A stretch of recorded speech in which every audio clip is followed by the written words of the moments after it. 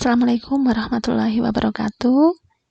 Bertemu kembali di channel edukasi, channel Ibu Tri Puspawardhani. Pada pertemuan kali ini kita akan bahas tentang soal-soal PKN pada PAS semester 1 kelas 9 tingkat sekolah menengah pertama. Ya, untuk yang pertama kita bahas adalah soal-soal pilihan ganda. Jika dirasa channel ini bermanfaat, minta tolong silakan di like, di subscribe. Semoga yang memberikan like dan subscribe serta menonton channel ini akan mendapatkan kesuksesan dan kemudahan dalam mencari ilmu. Amin amin ya rabbal alamin. Soal nomor 1, pada awal kemerdekaan ada upaya untuk menggantikan Pancasila sebagai dasar negara, yaitu pada awal kemerdekaan kita tahu sendiri bahwasanya ada muncul PKI di Madiun pada tanggal 18 September 1948.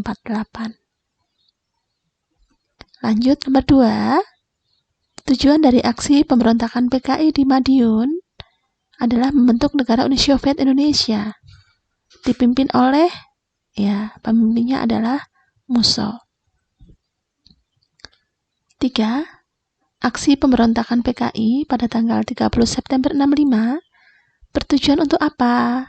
Nah, aksi PKI tanggal 30 September 45 ini bertujuan untuk, betul sekali, mendirikan negara Uni Soviet Indonesia, serta mengganti Pancasila dengan paham komunis.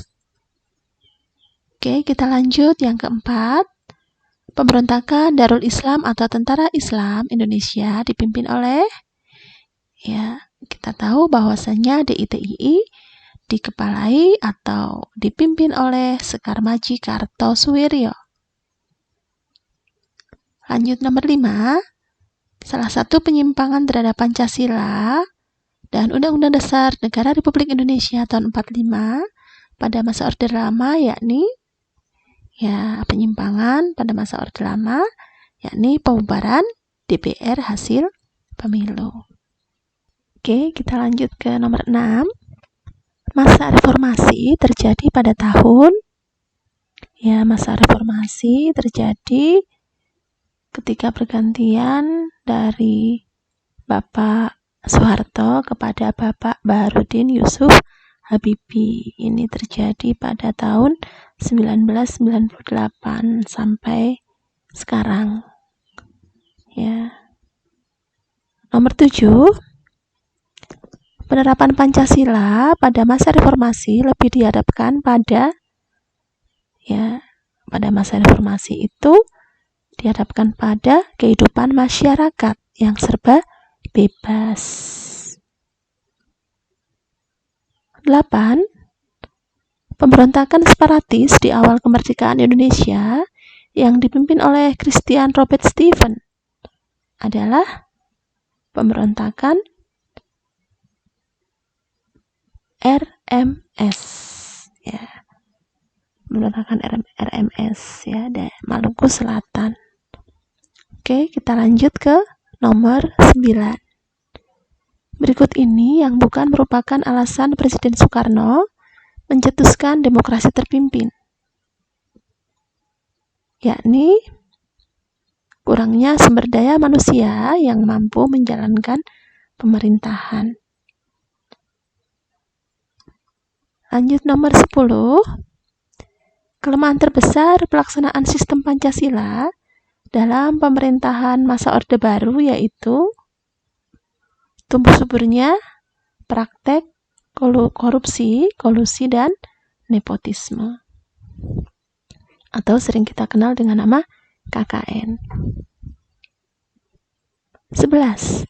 Salah satu upaya yang perlu dilakukan untuk menanggulangi penyusupan ideologi lain yang tidak sesuai dengan Pancasila yaitu melestarikan nilai-nilai Pancasila dalam kehidupan sehari-hari di berbagai aspek kehidupan.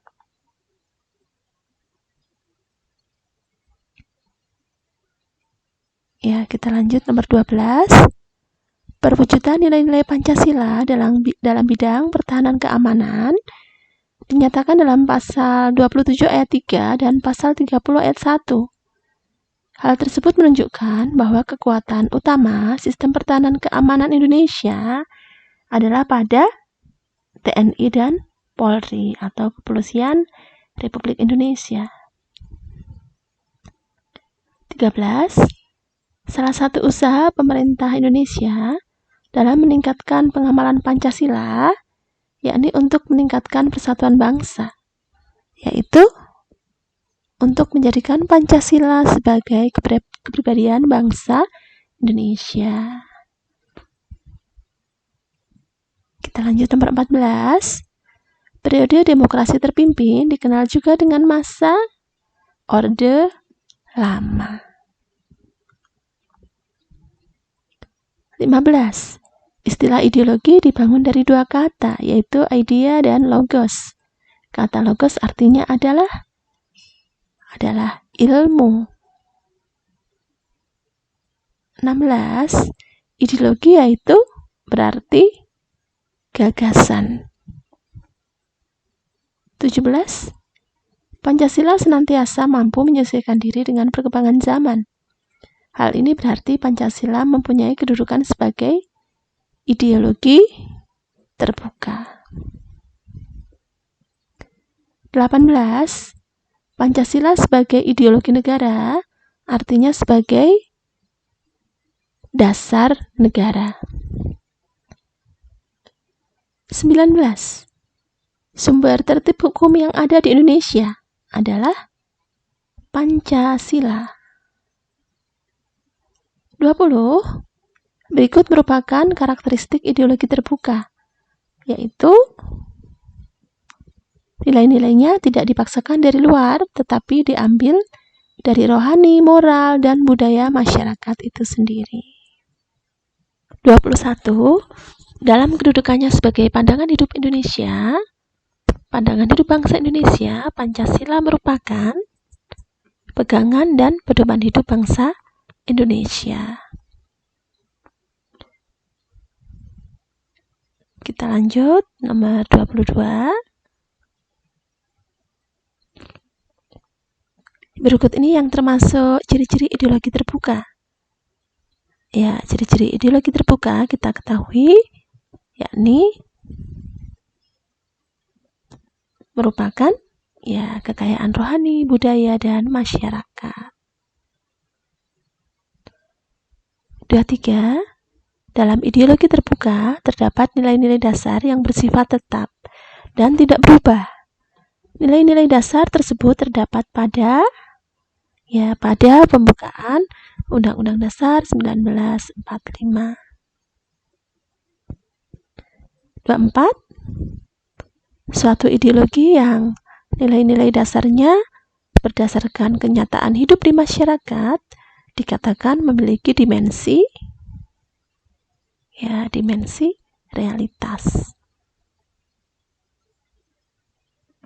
25.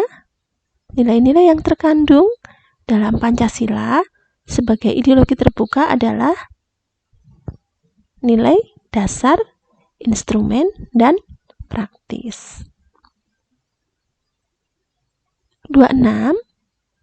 Sikap positif yang ditampilkan dari pokok pikiran pembukaan Undang-Undang Dasar 1945, kedaulatan rakyat di lingkungan masyarakat, yaitu ikut serta menyukseskan pemilihan kepala desa. 27. Perhatikan pokok-pokok pikiran pembukaan Undang-Undang Dasar berikut ini.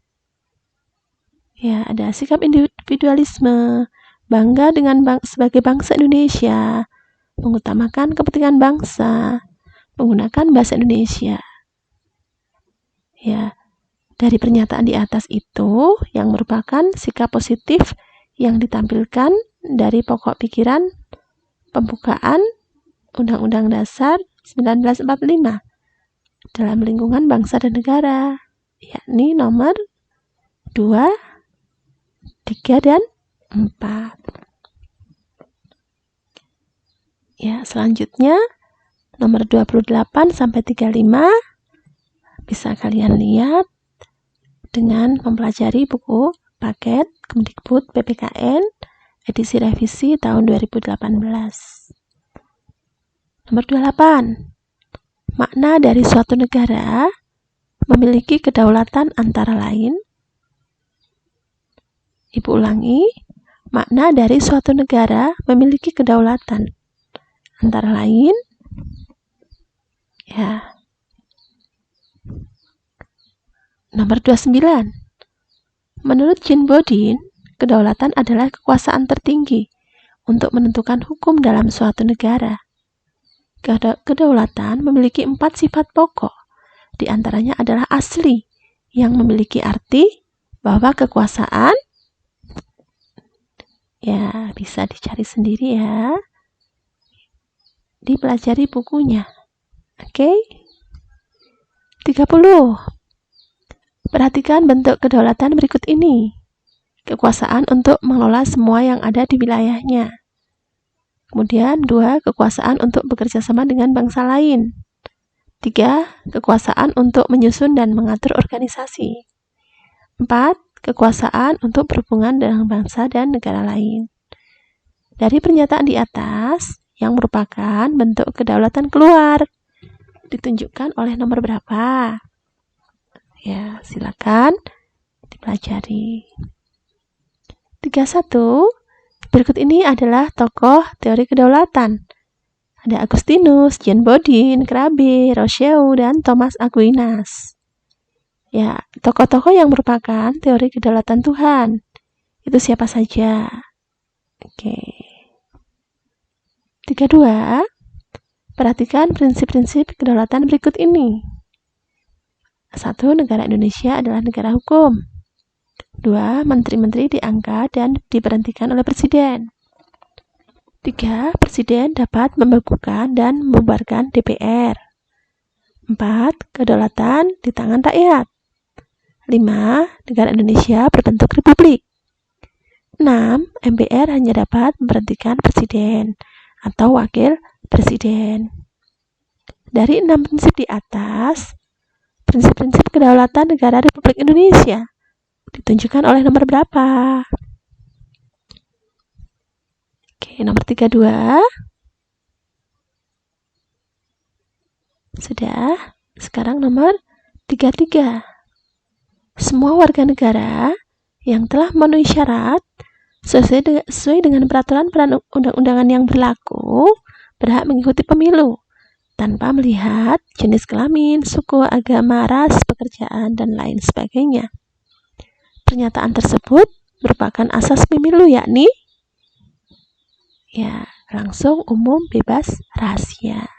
Pilih salah satu. 34. Perhatikan cerita berikut. Ayah Nani seorang penegak hukum. Ayah Nani menduduki posisi karena diajukan dan ditetapkan oleh Presiden. Ia salah satu orang dari 3 penegak hukum yang diajukan Presiden. Sewaktu ada perselisihan dalam hasil perhitungan suara pada pilkada, Ayah Nani menjadi orang yang mengadili. Berdasarkan cerita di atas, Ayah Nani bekerja pada lembaga ... 35. Perhatikan wewenang berikut. Mengajukan usul perubahan UUD, melantik Presiden dan Wapres, memberhentikan Presiden dan Wapres, memberikan gerasi kepada narapidana, membuat undang-undang. Manakah yang merupakan wewenang MPR? Ya, kalian cari nomor berapa saja. Ya, itu untuk soal pilihan ganda. Sekarang untuk soal esai. Berikan contoh perwujudan nilai Pancasila. Ya, bisa seperti melaksanakan pemilihan ketua kelas, mengikuti upacara bendera, ya, piket di kelas dengan tanggung jawab. Kemudian nomor 4, jelaskan 2 sifat kedaulatan. Ya, ada beberapa sifat, ada permanen, asli, bulat, dan tidak terbatas. Ya, silakan dipilih 2. Ya, apa arti permanen? Berarti permanen artinya kedaulatan bersifat tetap. Apa arti asli? Kedaulatan tidak berasal dari kekuasaan lain yang lebih tinggi. Ya. Apa arti bulat? Kedaulatan tidak dapat terbagi-bagi. Kekuasaan tertinggi berada dalam negara. Apa arti tidak terbatas? Kedaulatan itu tidak dibatasi oleh siapapun. Oke. Selamat belajar. Sekian pembahasan untuk latihan soal-soal PKN. Sukses selalu ya. Terima kasih. Wassalamualaikum warahmatullahi wabarakatuh.